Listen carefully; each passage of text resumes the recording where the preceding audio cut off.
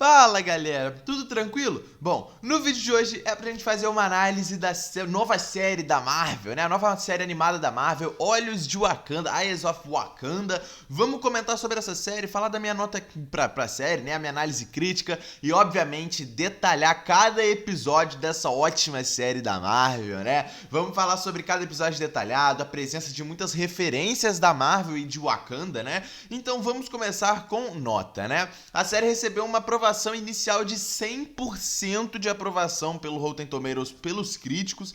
Pô, não preciso falar, né? A nota perfeita é 100% de aprovação. E a minha nota final para essa série é 9 de 10, galera. Exatamente, 9 de 10. Vamos lá, né? Bom, eu gostei muito e muito mesmo dessa série pela essa pegada diferente que a série quis trazer. Cara, essa série teve uma pegada completamente diferente de tudo que a gente já viu na Marvel, principalmente de animação, né? A estética da série é muito boa, é muito bonita, essa estética, a animação é muito bem feita, né? Por mais que sejam só 4 episódios, a série é muito grande, né? A série é gigante, a importância que essa série tem para o Wakanda principalmente, né? E para próprias histórias antigas da Marvel é muito boa. E essa série veio justamente para provar que a Marvel pode fazer essas séries, histórias antigas. Cara, a Marvel tem um leque de possibilidades muito grande para histórias antigas, né? E a gente tem isso aqui nessa série. Cada episódio é muito bem trabalhado na sua época, né? O primeiro ali é em 1400 e pouco antes de Cristo, sabe? Aí o segundo a gente já vê lá naquela guerra de Troia que a gente teve, né, de Grécia e Troia.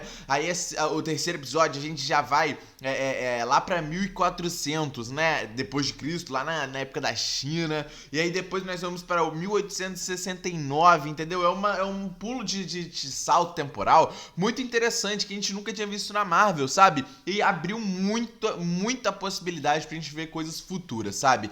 Uma coisa também muito interessante que a gente já viu é a explicação do porquê que o Wakanda sempre foi essa sociedade secreta, essa sociedade em sigilo, cara, por causa dos seus artefatos. A gente sabia muito bem disso, tanto que a série termina da mesma forma que começa a Pantera Negra, né? Com Killmonger querendo saber sobre os artefatos de Wakanda, e a série mostrou isso muito bem, explicou isso muito bem, né? Que até hoje em dia, provavelmente, os cães de guerra protegem os artefatos de Wakanda. Tudo bem que hoje em dia o Wakanda, ela está aberta, né, ao mundo exterior, às pessoas, aos países exteriores, né? Mas, mesmo assim, isso não impede a gente ter os cães de guerra, né? A série lidou muito com essas questões de sigilo. Eu vou falar mais deles daqui a pouco, né? Dos Hathut Serak, né? Daqui a pouco eu falo mais deles, né? Mas, galera, vamos lá. Comentar ainda sobre essa questão, né? Da série ter lidado com os artefatos de Wakanda. É a grande explicação, como eu falei, de Wakanda ser essa sociedade de sigilo. A gente consegue perceber, cara, que desde 1400 e pouco antes de Cristo, quando a gente teve o grande vilão, né? O Leão, ele com a sua tropa, né, com toda a sua sociedade, criando ali um império, a gente já consegue ver a tecnologia absurda que o Wakanda tem. Absurda, galera, absurda. Toda a tecnologia de Wakanda que nós conseguimos ver desde antes de Cristo. Isso é doideira, cara. E isso, né, explica justamente o porquê que o Wakanda nunca quis se mostrar pro mundo, para as pessoas não roubarem a sua tecnologia, não roubarem os seus artefatos, porque se com as suas armas o mundo já consegue fazer grandes guerras, imagina com as armas de Wakanda, né? E é esse o estopim para toda a perseguição a artefatos de Wakanda até o episódio 4, né? Aquela luta do leão com a Nuni, né? Que acabou se tornando a primeira guerreira, né? De Hathuk Zerazi, né? Que é os cães de guerra. Essa também foi uma grande referência aos quadrinhos, até porque nos quadrinhos nós temos, né? Os cães de guerra também de Wakanda, que é esse grupo chamado Hathut Zerazi, que é o grupo, inclusive, comandado pelo Lobo Branco, né? Pelo Lobo Branco dos quadrinhos. Não é o Soldado Invernal, a gente tem, né? Ele sendo chamado de Lobo Branco aí nos filmes. Não é ele, mas isso pode dar indício também de que a gente pode ver isso futuramente na Marvel, sabe? Uma série que só contou cada episódio uma história do passado de Wakanda pode dar possibilidades para o futuro. futuro, porque todo esse sigilo de Wakanda, a gente pode ter os cães de guerra, os Hatu de Serazi, dentro do CM, eles já estão dentro do CM, né? Mas atualmente ainda em Wakanda, eles podem existir, a gente só não viu eles ainda, a gente só não viu o Lobo Branco liderando essa equipe, a gente pode ter uma coisa dessa aí vindo pro futuro, né?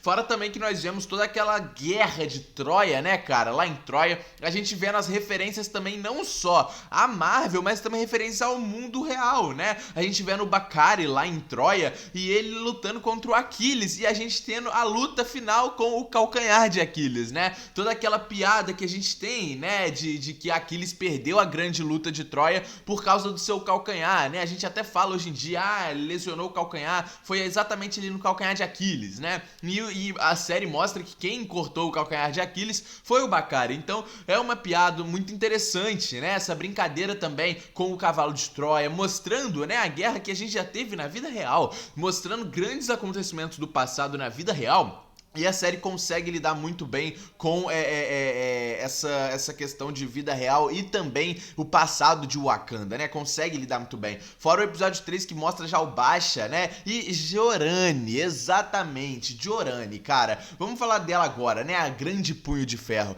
Cara, a Marvel literalmente contou a história que a gente já conhece de Punho de Ferro, a luta contra o dragão, que a gente viu na série do Punho de Ferro, Danny Rand, que é o Punho de Ferro principal, vamos dizer assim, lutando, né, contra também o dragão e conseguindo o poder do seu coração. A gente viu isso em Punho de Ferro. E a Giorani também, a Giorani, né, não é diferente. Ela é a Punho de Ferro dessa época de 1400 ali mais ou menos, né, com o Basha. E isso aqui também vem bem certo dos quadrinhos, né? Nos quadrinhos nós temos diversos Punhos de Ferro de diversas épocas, né? É como se a gente tem, né, diversos Pantera Negras em diversas épocas. A gente também tem diversos Punhos de Ferro em diversas épocas. O mais famoso, né, o Danny Rand, o Punho de Ferro principal, que a gente ainda tem aí no CM, né? Mas o detalhe interessante é que Giorani não existe nos quadrinhos. Essa personagem que é a Punho de Ferro não existe nos quadrinhos, né? Mas, né, ela é original aqui para essa série e a gente não pode contestar, até porque existem vários Punhos de Ferro, né?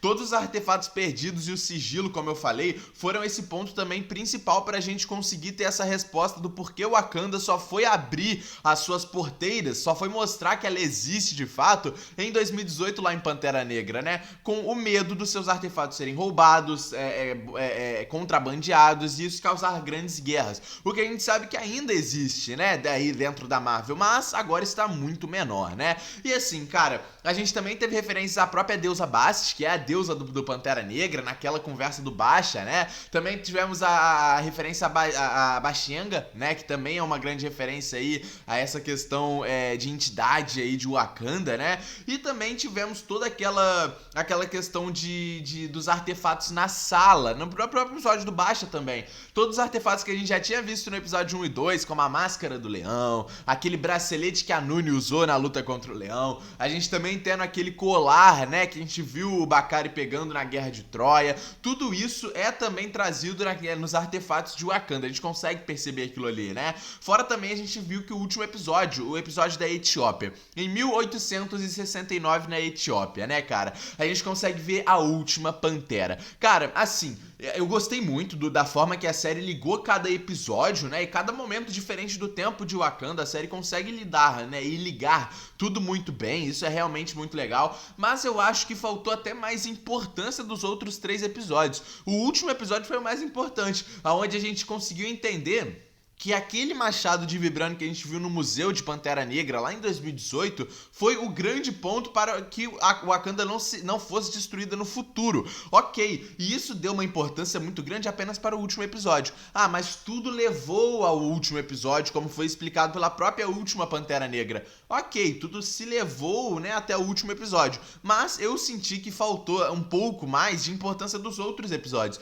A gente só conseguiu ver que os artefatos do primeiro e do segundo episódio estavam lá no terceiro, que tudo deu certo com essa questão dos artefatos, mas e aí, sabe, tudo bem, isso dá, né, toda a criação dos wakandanos acreditarem nos seus ancestrais, desde então, né, que os wakandanos acreditam nos seus ancestrais para que eles possam também guiar a sua vida, é uma história muito interessante, que tem toda uma questão meio sigilosa também dentro de si, mas eu senti que faltou essa importância para os outros episódios. Mas voltando para o último episódio, né? Vamos para 1869 na Etiópia, onde nós vemos a última Pantera vindo do futuro. Vemos o fim de Wakanda naquele futuro alternativo, aonde vem aqueles monstros do espaço, aqueles monstros galácticos destroem Wakanda. Isso porque Wakanda não se abriu ao mundo. Por mais que após Wakanda se abrir ao mundo, que a gente viu, né, em Pantera Negra 2, temos diversos problemas, né, onde todos os países agora também querem o Vibranium para si, para poderem também se fortificar. O Wakanda não pode negar, mas também não pode ficar dando seu Vibranium assim, né, porque é a luta que eles tiveram desde a sua criação, desde antes de Cristo, como a gente viu nessa série aqui. Então, cara, a gente vê que o fim de Wakanda foi dado naquele futuro alternativo por Wakanda não se abrir pro mundo, foi também uma história muito interessante de ser contada, né? A última Pantera Negra chegando e falando sobre o machado foi muito legal. Fora a gente ver toda essa tecnologia completamente avançada de Wakanda. Como eu já falei, a gente viu essa tecnologia avançada desde antes de Cristo, uma tecnologia absurda, absurda. E a gente consegue ver nesse futuro de Wakanda que a tecnologia vai a níveis quânticos, né? A Pantera Negra, a última Pantera, né, consegue usar tecnologia quântica para viajar no tempo. Isso aqui é como se fosse nada pra ela ali, né? E a tecnologia de Wakanda já está provavelmente num nível assim. A gente sabe que a tecnologia de lá é muito grande, né? Fora que a gente viu toda a história dos artefatos. Tudo se ligou para ser levado para o grande machado. E termina com a gente vendo a questão do Killmonger. Killmonger abriu o mundo exterior de Wakanda. O Killmonger é o grande herói pra Wakanda, né? Mais ou menos. É sim e não, né? A gente sabe que quem abriu esse mundo exterior de Wakanda e fez Wakanda não ser destruída naquele futuro alternativo foi o Dafari, né? Aquele príncipe que a gente viu ali na década em 1800 ali, né? Mas, né, quando o Dafari fala que queria ver como foi o futuro agora, né, que foi salvo por ele, a gente vê o Killmonger de frente para aquele museu olhando o machado de Vibranium do último episódio. Cara, a ligação que a série fez atualmente com Wakanda foi muito legal, cara, muito legal. Ela se liga com o passado e com o presente e isso é muito legal, cara. Mas como eu falei, Killmonger abriu o mundo exterior de Wakanda? Não, né, galera? Não. Mas, né, o Killmonger foi um grande passo aí pra gente conseguir ter o Wakanda se abrindo para o mundo, né? Porque a gente viu que ele roubou aqueles artefatos de Vibranium. Depois disso, o Wakanda começou a ser desvendado em Pantera Negra e terminou o filme com o T'Challa, né, abrindo o Wakanda para o mundo exterior. Então, de certa forma, sim, o Killmonger só seguiu a linhagem que os seus ancestrais moldaram pra ele seguir, né? Que o Dafari moldou pra ele seguir e ele seguiu. É interessante, né, ver que a partir do Dafari os ancestrais de Wakanda foram muito bem representados, né? Tanto que a última Pantera, antes de morrer, ela fala: eu acredito nos meus ancestrais, Wakanda para sempre, né? Mostrando essa ligação de Wakanda com os ancestrais a partir de Dafari salvando o fim de Wakanda naquele futuro alternativo. Comenta o que vocês acharam aí dessa série. Eu gostei pra caramba. Espero que a Marvel traga mais histórias pro CM, né? Histórias relacionadas ao passado, porque isso é uma coisa que deu muito certo nessa série aqui. E a gente tem muita história relacionada ao passado, né? Principalmente as histórias de Wakanda, Punhos de Ferros, né? Essa história asiática também. Nós temos muitas coisas da Marvel no passado que pode ser trazida, né? Nós temos diversas versões de Pantera Negra, diversas versões de Punho de Ferro, como a gente já viu, né, aqui nessa série. Deixa o like no vídeo, se inscreve no canal. Tamo junto e é nóis, galera!